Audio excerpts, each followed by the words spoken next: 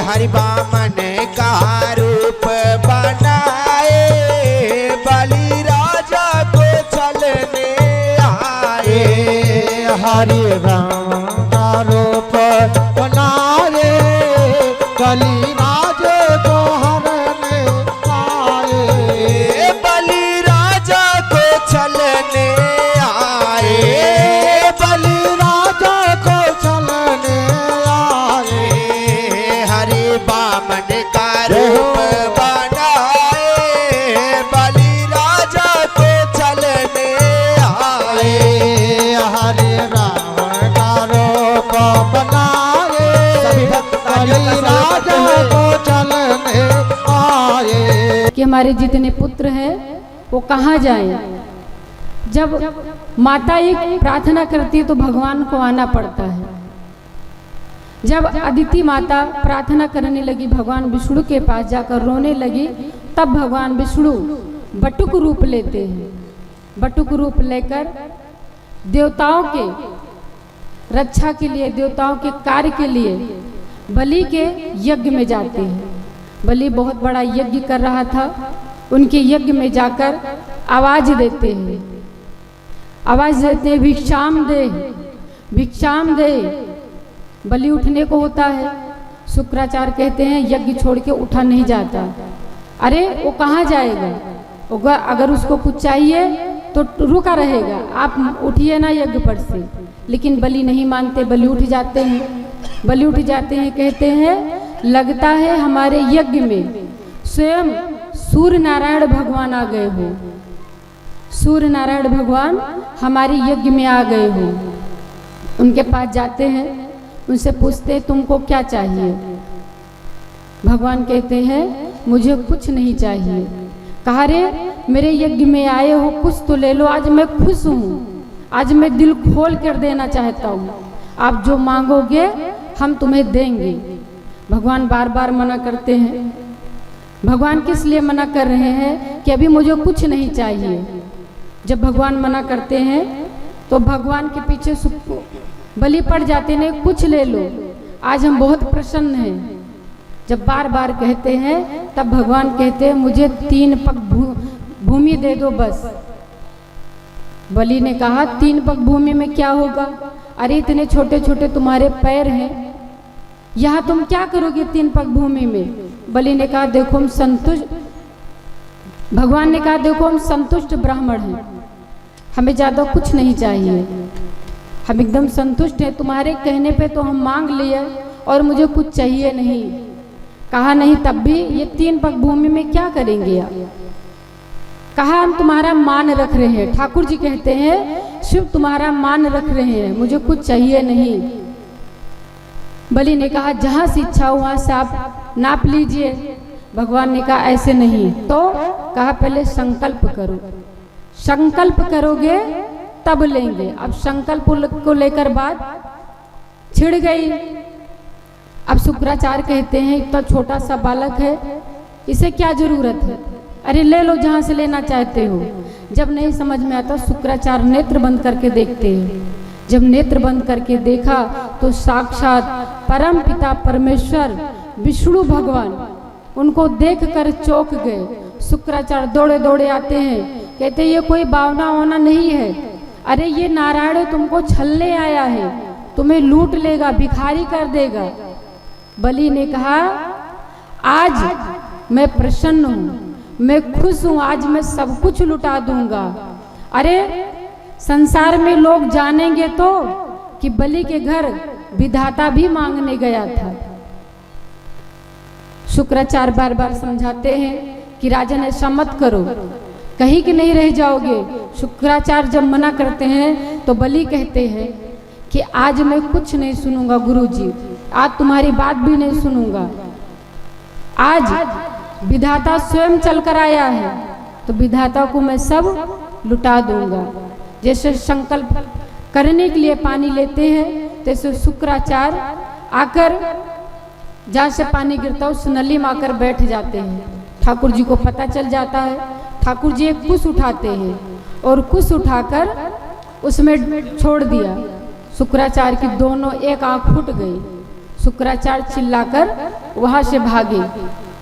जब शुक्राचार्य वहां से चिल्लाकर भागे तब 3 लोग 14 भवन भगवान बलि से ले लेते हैं। 3 लोग 14 भवन लाकर देवताओं को दे देते हैं।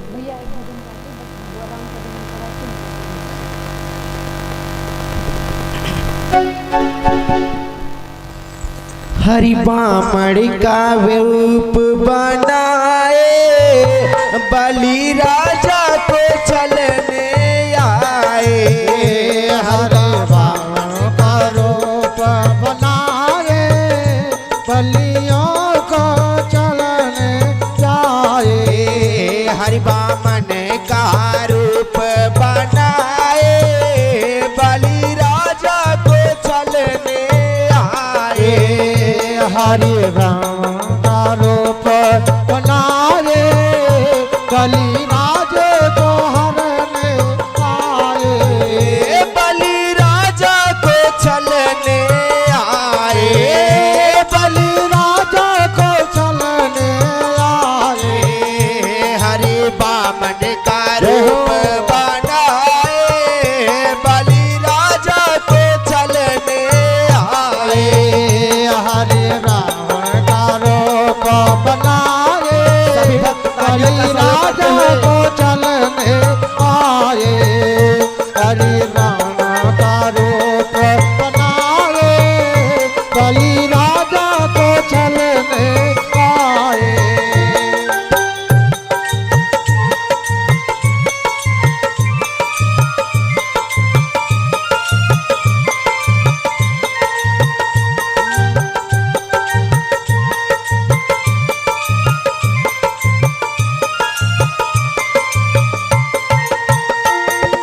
माथे तिलक सोहे सिर पे छत्र सोहे। माथे तिलक सोहे सिर पे चक्र सोहे। माथे तिलक सोहे सिर पर छत्र सोहे। माथे तिलक सोहे सिर पे चक्र सोहे।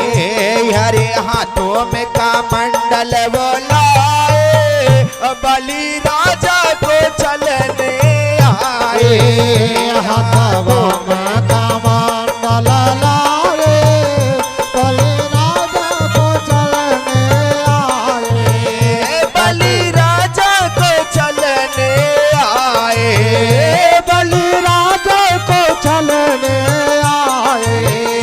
हाथों में कमंडल लाए बलि राजा को चलने आए। हाथों में कमंडल लाए बलि राजा को चलने आए। हरि बामन का रूप बनाए बलि राजा को चलने आए। हरि ब्राह्मण का रूप बनाए बलि राजा को चलने आए। हरि ब्राह्मण का रूप बनाए बलि राजा को चलने आए। बलि राजा को चलने आए। बलि राजा को चलने आए। हरि बामन का रूप बनाए बलि राजा को चलने आए। हरि रावण का रूप बनाए बलि राजा को चलने आए। बोले कृष्ण कन्हैया लाल की जय हो। राधा रानी सरकार की जय हो। अब हम चलते हैं सूर्यवंश, जहाँ मेरे राम जी का अवतार हुआ था। सूर्यवंश में कई राजा होते, नभाग नभागा होते हैं। उन्हीं के वंश में आगे चलकर अमरीश राजा होते हैं, बहुत सुंदर राजा। अमरीश राजा एकादशी का व्रत करते हैं। एकादशी का व्रत किया, करने के बाद में वो स्नान करने नदी में गए। नदी में जब स्नान करने गए, वहाँ दुर्वासा ऋषि भी स्नान करने आए थे। दुर्वासा ऋषि को देखा, प्रणाम किया, कहा दुर्वासा ऋषि ने कैसे कहा, राजन यहाँ कैसे तुम? कहा कि मैं एकादशी का व्रत करता हूँ, व्रत करके नदी में स्नान करने आता हूँ। यहाँ से जाने के बाद में ब्राह्मण भोजन कराता हूँ, तब स्वयं प्रसाद खाता हूँ। अच्छी बात है। दुर्वासा ऋषि ने कहा बहुत अच्छी बात है। दुर्वासा ऋषि से अम्बरीश राजा कहते हैं एक काम करो, आप हमारे यहाँ आकर प्रसाद खा लीजिए। दुर्वासा ऋषि ने कहा बिल्कुल आएंगे, प्रसाद ग्रहण करने जरूर आएंगे। दुर्वासा ऋषि ने कहा मेरा इंतजार करिएगा, मैं जरूर आऊँगा। अम्बरीश राजा ने कहा जल्दी कीजिएगा, जल्दी आइएगा। बोले ठीक है। अब दुर्वासा ऋषि चले जाते हैं स्नान करके। यहाँ अम्बरीश राजा आते हैं, स्नान करके ब्राह्मण देव आ जाते हैं, जिसे भोजन कराते थे अम्बरीश राजा, वो सब आकर बैठे हुए हैं। अम्बरीश राजा दुर्वासा ऋषि का इंतजार कर रहे हैं। दुर्वासा ऋषि यहाँ से जाते पूजा करने बैठ जाते हैं। पूजा करते करते वो भूल जाते हैं कि मुझे कहीं जाना है। वो भूल गए। जब वो भूल गए, समय बीतता गया, शाम हो गया, दुर्वासा ऋषि नहीं आए। जो ब्राह्मण देव बैठे थे, ब्राह्मण देव ने कहा कि राजन, आप एकादशी का व्रत रखे थे, एक काम करो, आप तुलसी का पत्र और जल लेकर कुछ खा लो, नहीं तो जो आप व्रत किए हो उसका फल आपको नहीं मिलेगा। तो कहा ठीक है।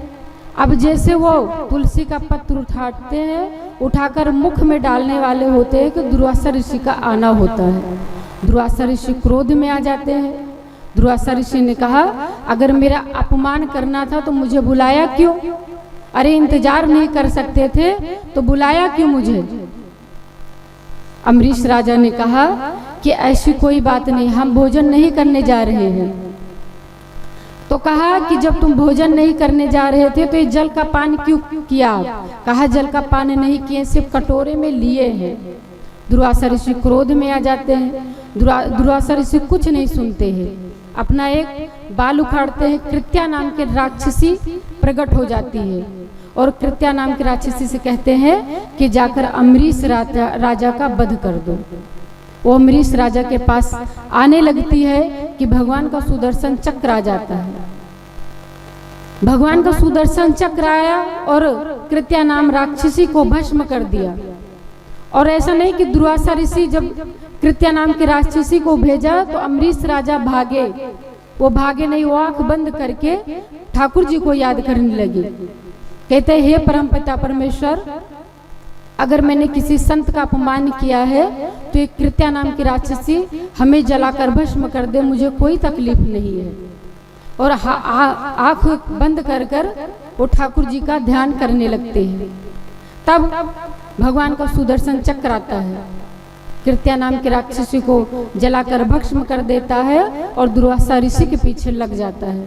दुर्वासा ऋषि आगे आगे जा रहे हैं और वो सुदर्शन चक्र पीछे पीछे जा रहा है। दुर्वासा ऋषि दौड़ के ठाकुर जी के पास जाते हैं।